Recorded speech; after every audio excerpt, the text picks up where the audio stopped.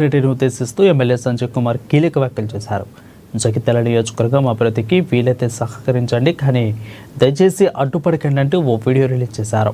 నోకుపల్లి advance housing colony 18 ఏళ్ల క్రితం మొదలైందని, అప్పుడున్న నాయకులు దాన్ని ఎందుకు పూర్తి చేయలేకపోయారని ప్రశ్నించారు. తెలంగాణ ఏర్పాటు తర్వాత తాను పూర్తి స్థాయి రాజకీయాలు లేకపోయినా అప్పటి సీఎం ఎంపీ చొరవతో నియోజకవర్గానికి 4,000కు పైగా డబుల్ ఇంట్లను కూడా మంజూరు చేయించినట్లు ఆయన గుర్తు చేశారు.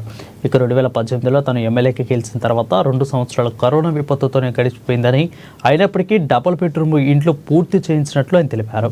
తర్వాత ప్రభుత్వం మారడంతో నియోజకవర్గం అభివృద్ధి కోసం కాంగ్రెస్ సర్కార్తో కలిసి పనిచేస్తున్నట్లు ఆయన స్పష్టం చేశారు. గతంలో పట్టణంలో పలు అభివృద్ధి కార్యక్రమాలకు కష్టపడి తీసుకొచ్చిన అనుమతులను కొందరు నాయకులు కావాలనే రద్దు చేయించారని ఆయన ఆవేదన వ్యక్తం చేశారు. పట్టించుకోలేదు, పనులు జరగాలి. నేను 14 చివరిలో రాజకీయాలకు వచ్చిన తర్వాత అంటే 15 నుండి అనుకోవచ్చు 18 వరకు 3.5 సంవత్సరాలు అప్పుడున్న పార్లమెంట్ సభ్యురాలు కావచ్చు, ముఖ్యమంత్రి వాళ్ళందరినీ కలిసి 4,000 ఇండ్లు డబుల్ బెడ్రూమ్ మంజూరు చేయించుకొచ్చి వచ్చిన తర్వాత కాంట్రాక్టర్ వచ్చిండ్రు, ఫౌండేషన్ స్టోన్ వేసిండ్రు. ఆ ఫౌండేషన్ స్టోన్ మీద కూడా నా పేరు లేదు, ఎందుకంటే నేను అప్పటికి గెలవలే. వెనకాల ఉండి ప్రభుత్వంతో అప్పుడు కలిసి పనిచేస్తున్నాం కాబట్టి కేసీఆర్ గారి దగ్గరికి, కవితమ్మ దగ్గరికి వెళ్ళి మంజూరు వచ్చినాయి. కాంట్రాక్టర్ ఎక్కడో వచ్చిండ్రు, శిలాపలకాలు అయిపోయినాయి. నేను స్టేజ్ మీద కూడా పోలేదు. అసలు సంజయ్ కుమార్ అనేటోళ్ళు నేను అప్పుడు ఫ్లెక్సీలు కట్టినా, సంతోషపడ్డాం, అవన్నీ చేసినాం తప్ప అప్పుడు ఆహ్వానించిన కేటీఆర్ గారిని స్టేజ్ మీద కూడా పోలే. అంటే రాజకీయ పరంగా అక్కడ నేను ఎక్కడ కూడా ముందట్లేదు. అధికారికంగా ఎవరెవరు ఉన్నారో అక్కడ ఉన్న శిలాపలకాలు అప్పుడున్న ఎమ్మెల్యే పెద్దలు, అదేవిధంగా అప్పుడు మున్సిపల్ చైర్మన్ వేరే వారందరూ కూడా ఉండి శిలాపలకాలు. తర్వాత 18 చివరిలో నన్ను మరి ప్రజలు ఆశీర్వదించి గెలిపించారు.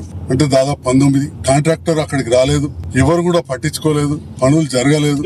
అటువంటి సందర్భంలో నేను చాలా మంది అధికారులతోటి, కాంట్రాక్టర్లతో మాట్లాడి అప్పుడున్న ఇండ్ల మంత్రి ప్రశాంత్ రెడ్డి గారితో మాట్లాడి మెప్పించి అక్కడ కాంట్రాక్టర్ తీసుకొచ్చి 4,000 ఇళ్లు నిర్మాణం చేయడంలో ఎట్లయితే ఇప్పుడు అందరు రాజకీయ నాయకులు మా హయాంలో ఆయన ఏం చెప్పుకుంటారు, మేము కాలేజ్ చేసామంటారు, ఇంకేదో చేయటం తెచ్చామంటారు. అట్లా నేను ఎమ్మెల్యే అయినాక అనే కాబట్టి నేను చేసినా అని చెప్పి నేను భావించుకుంటున్నా. నా వల్ల కూడా జరిగిందని మరి ఈనాడు ప్రజలు నన్ను గుర్తించి మళ్ళీ నన్ను గెలిపించిన సందర్భంలో మరి అక్కడ అన్ని వేల ఇండ్లు కంప్లీట్ అయ్యి కరెంటు లేవు, నీళ్లు లేవు.